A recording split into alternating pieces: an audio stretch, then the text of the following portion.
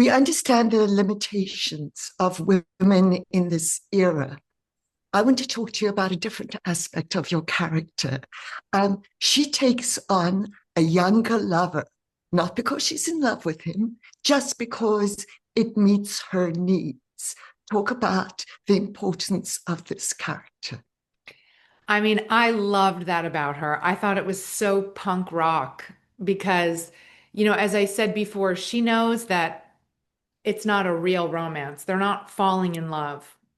But she has been so, I think, cold and inside, and he comes along and he sort of lights the match and she starts to feel like a woman. She starts to feel the possibility of life, of artistry, of her own body.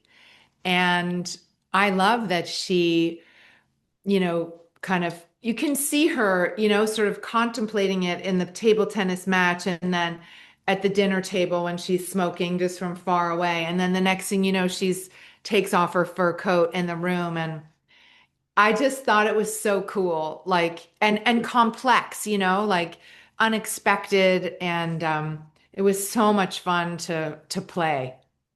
You are the opposite of your character. You've never leaned on a man, or I think anyone, to self Yeah, actualize. What was it that's about your youth that gave you that insight to take care of you rather than have someone else? that's so interesting. I think my father was, I mean, both my parents are and were artists, and my father was really self-made.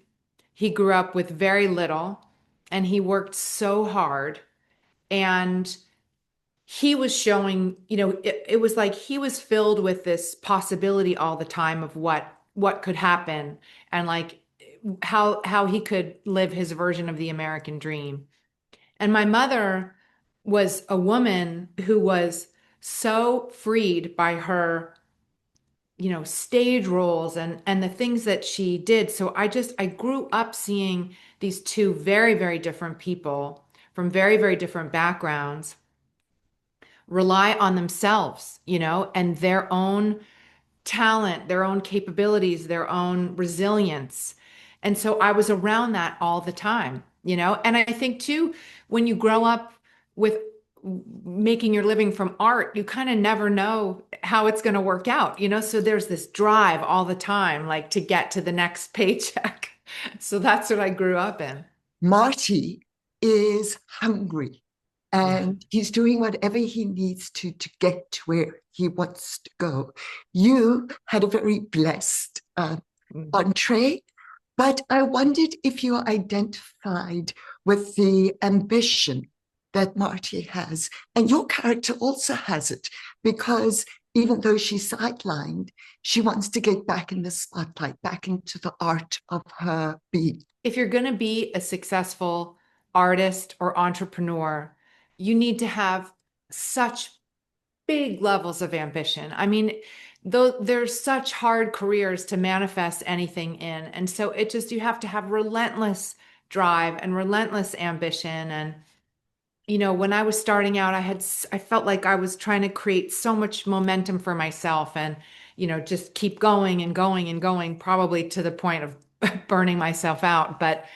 Um, but I think ambition is a good thing. Ambition is how we transmogrify and alchemize and become, who we want to be. It's like it's up to us, and it all lives like within the shell of that ambition.